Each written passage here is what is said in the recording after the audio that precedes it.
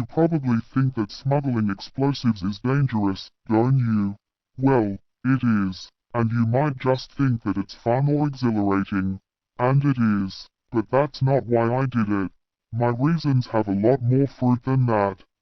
I stole them to spite Michael Bradley, the manufacturer. He deserved it after he called me scum the other day. And to be used against Professor Hule. That's right, folks, I'm gonna bomb my teacher. Of course, it's not like I intend to hurt anyone. In fact, I'll most likely not use them today unless I have to. I just plan to damage some beloved property like his stupid little meditation corner or his ugly orange hover car. I'm bringing them in my backpack today, just in case they're needed. I'm like 70% sure that they won't explode while I'm. Sage Jada Cordell, come here right this instant. The angry words echoed through the house, loud and harsh enough to make me flinch. But I was used to that by now.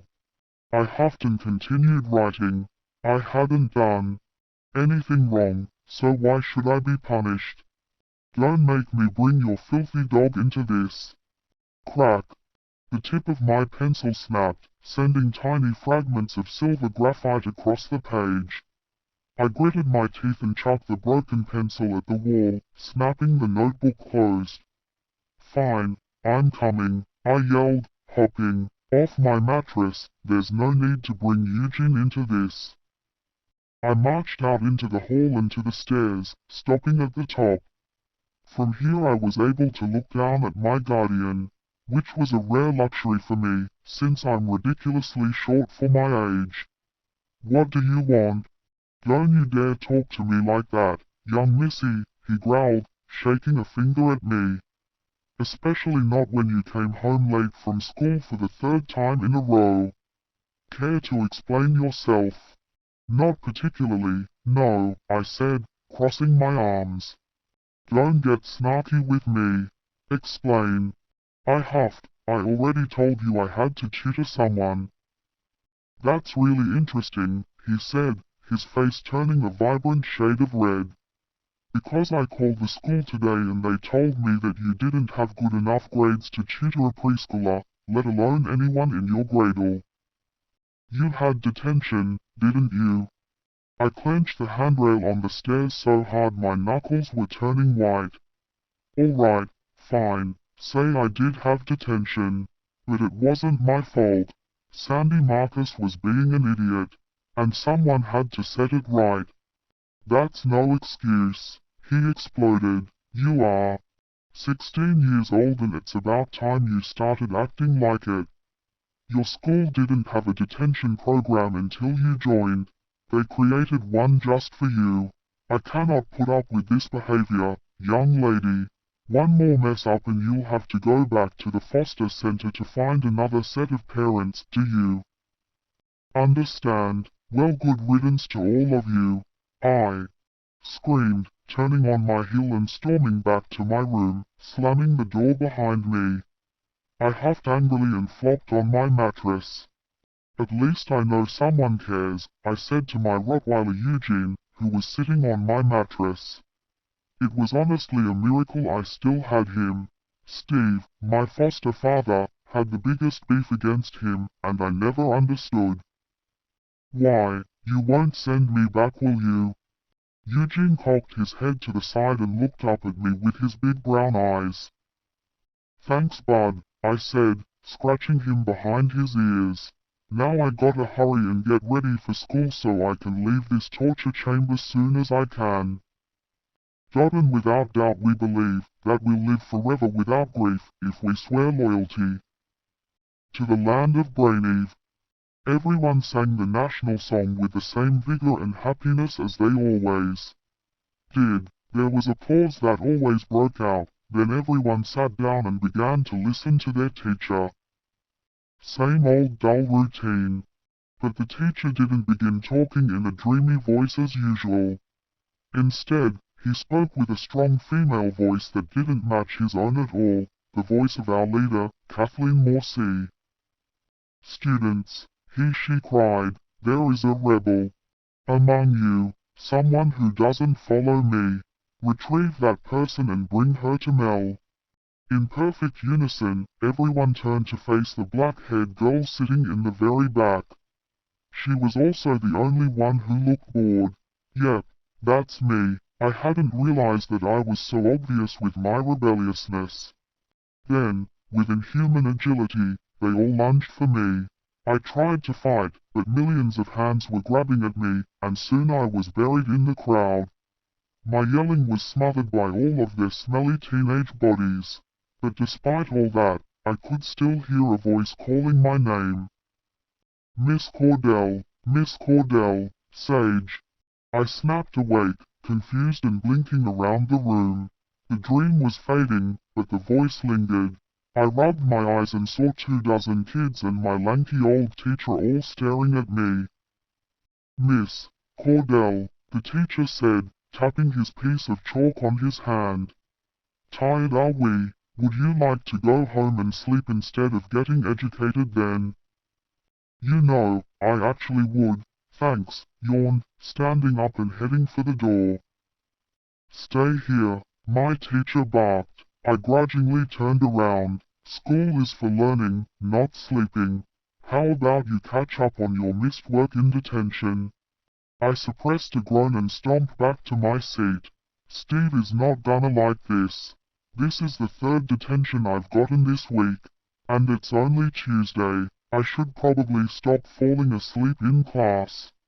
Only a few minutes later, the bell rang to dismiss the class. At the sound of the bell, everyone hopped out of their seats and ran for the door. I followed and almost made it out, but Professor Hule called my name. "Sage Cordell."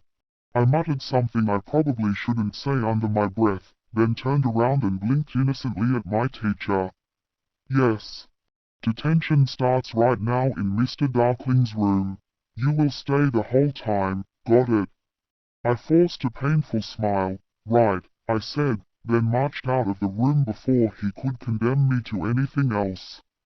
I huffed and, knowing that Professor Hule was watching me, began walking to Mr. Darkling's classroom.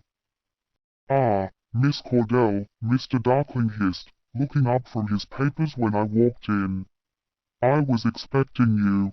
I looked around the classroom and realized that no one else was there. Not that it was unusual, I was always the only one in detention.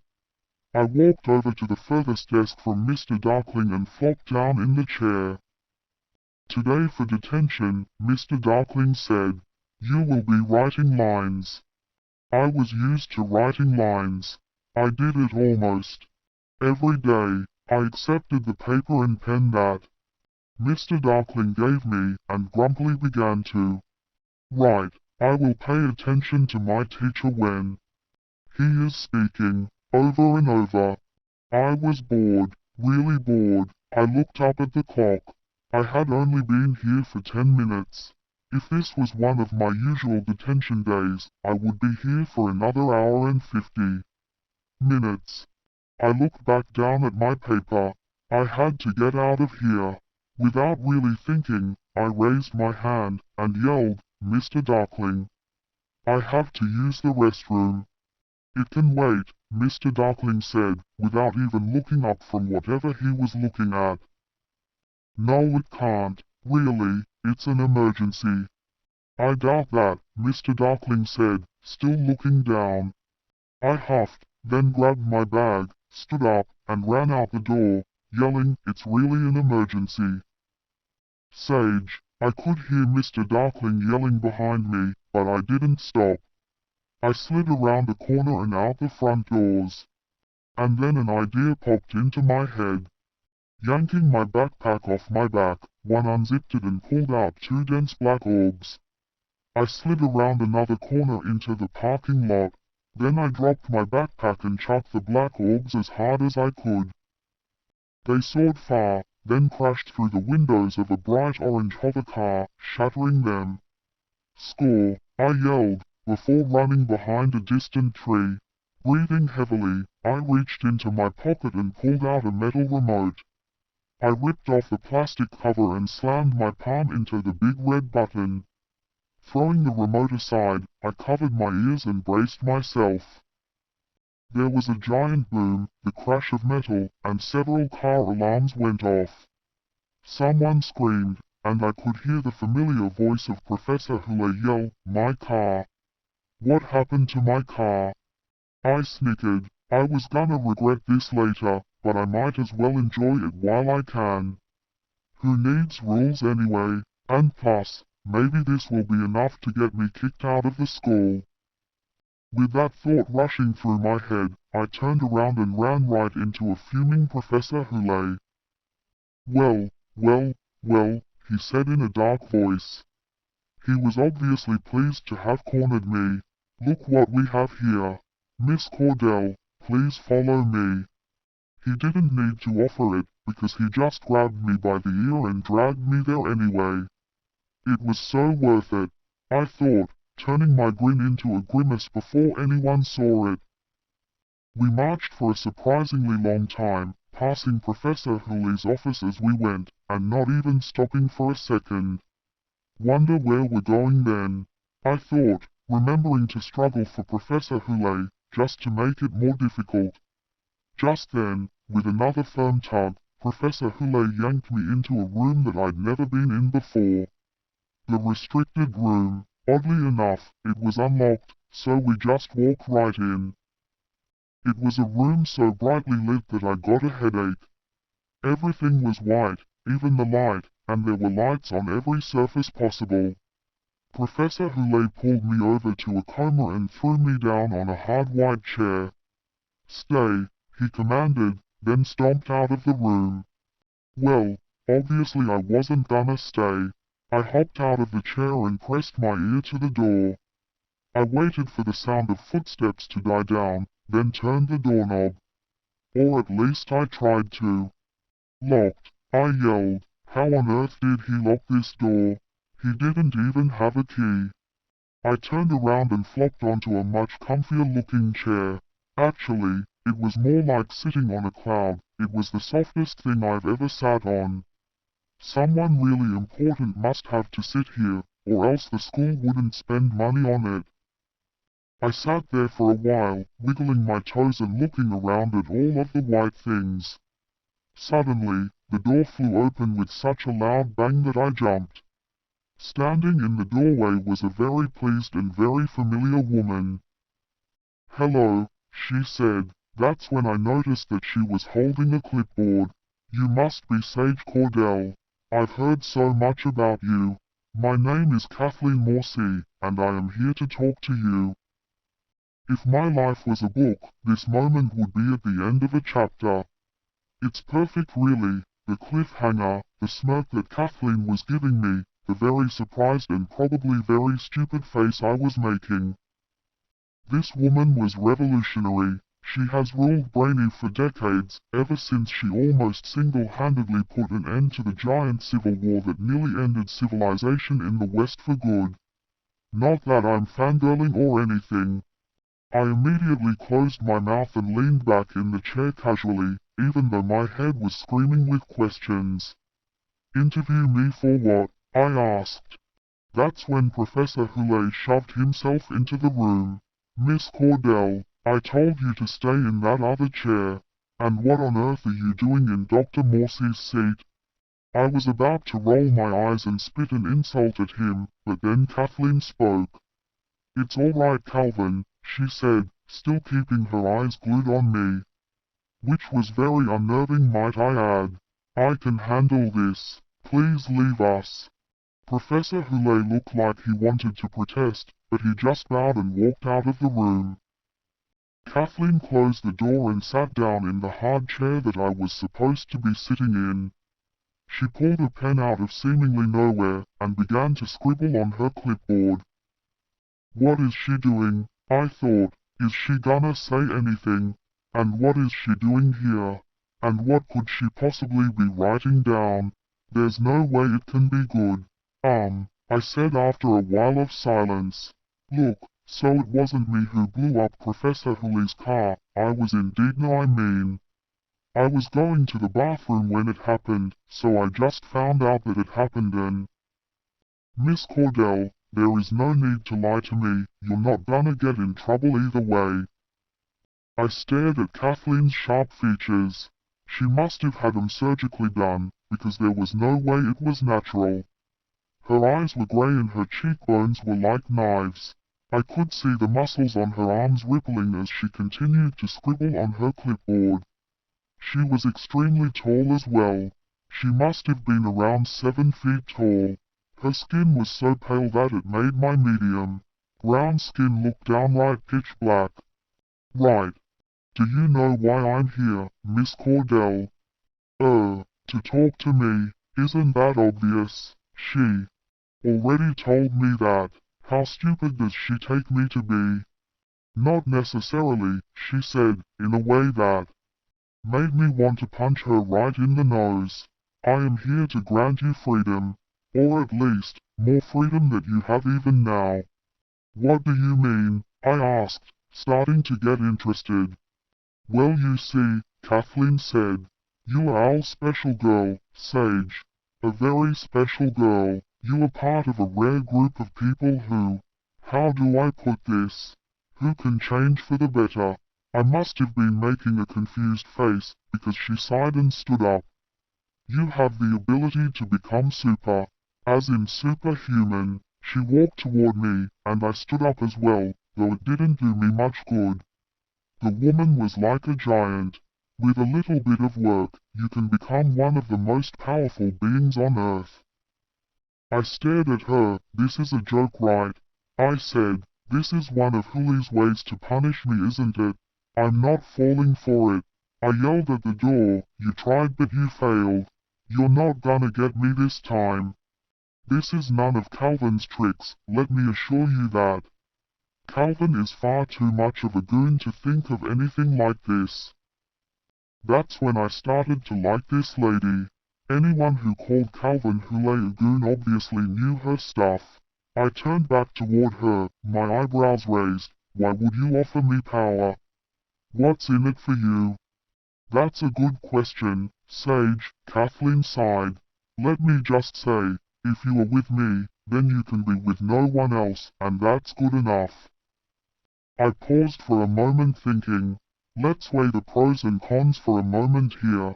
If I say no, then I have to stay here. Professor Hule would probably scalp me and eat me for lunch, and I'd get to live with the fact that I turned down possibly the greatest offer of a lifetime. If I say yes, then I get to leave this awful place, live with the most powerful and rich person alive, and Professor Hule will never be able to give me detention again. I'm in, I said. I followed Kathleen out of the school into a hover car that wasn't anything less than perfect. It was pearly white and there were 2 men in all black suits standing by it. As we neared the hover car, the men in suits opened the doors in perfect unison. Kathleen climbed into the front of the car, and I climbed into the back. For such a big hover car, the passenger compartment was surprisingly small. I sat down on the leather seats, and the hover car began to move. I glanced around the compartment. There were tons of makeup tools, a few chick flick magazines, and an old gum wrapper. But then I noticed something that was actually interesting. A music player. I grabbed it, stuffed the earpieces in my ears, and turned on the first song. It turned out to be some weird girly pop song in a different language. I immediately turned it off, sticking out my tongue and pretending to gag. After scanning through the rest of the songs, I came to the conclusion that this music player belonged to a 6-year-old girl. I huffed. Desperate times called for desperate measures. After scanning the cab for any hidden cameras or a way that Kathleen could have seen me, I carefully reached into my pocket.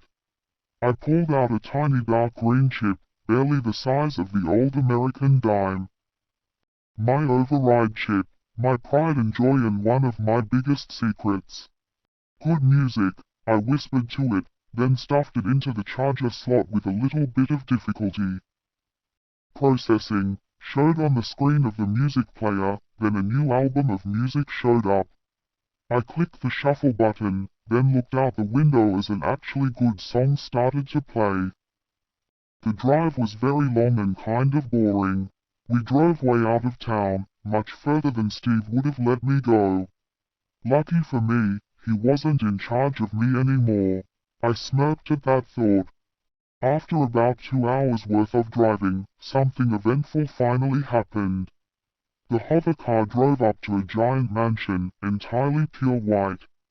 I was starting to think Kathleen Morsey had a favorite color. Just from here, I could see a giant swimming pool as well as a basketball court. There was no way in heck this was where I would be staying. This place was way too fancy. The whole place was surrounded by a huge fence. As we drove up, a gate opened and the hover car drove up the driveway. That's when I noticed a group of people who looked to be about my age sitting on the front lawn. By the looks of it, there were 2 girls and 3 boys.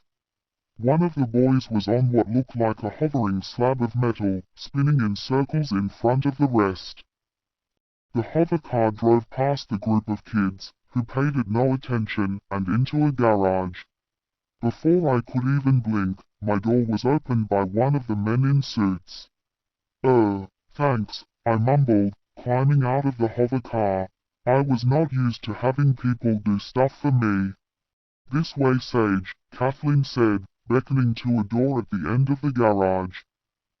I followed her through the door and into a giant hallway. There were many doors lining the hallway, but Kathleen must have known this place well, because she chose a door toward the end of the hall and opened it.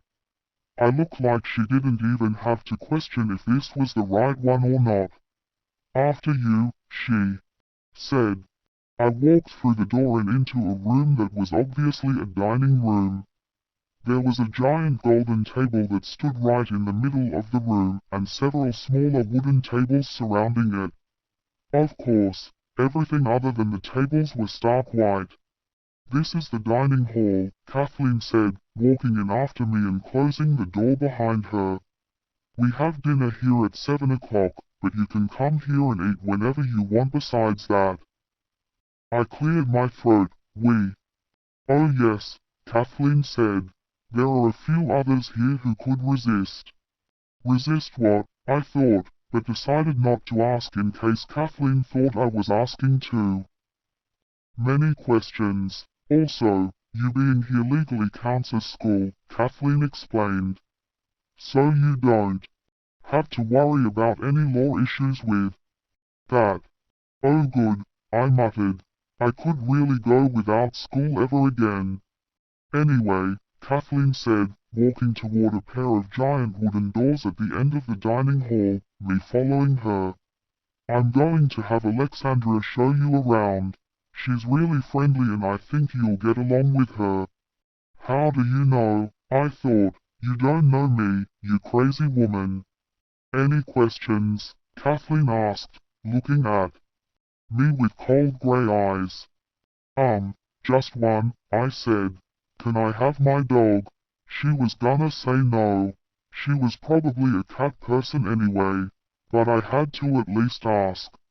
Any questions? Kathleen asked, looking at me with cold grey eyes. Just one, I said. Can I have my dog? She was gonna say no. She was probably a cat person anyway, but I had to at least ask. Oh, yes, I'll have one of my servants go and get him this evening. You should have him by tomorrow. My face lit up. Thanks, I said, trying to fight back a grin. What a pleasant surprise. No more foster care, no more Professor Houlet. I get to live with the richest woman alive, and I get to keep my dog. Best day ever.